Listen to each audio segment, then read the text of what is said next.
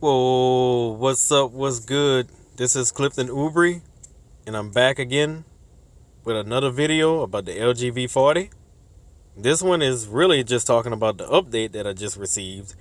I'm currently on a Sprint network, and as of Monday, June 17th, here we go. New software update is now available. My phone is the unlocked version that I put on the Sprint network, and it is eligible for the Pi update as of today. Just to show some information, it is currently on 8.1.0, and right here we have the notification. I can continue with the software update right here.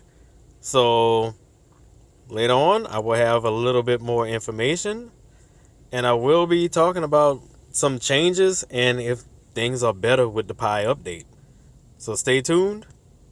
Thank you everyone, and later.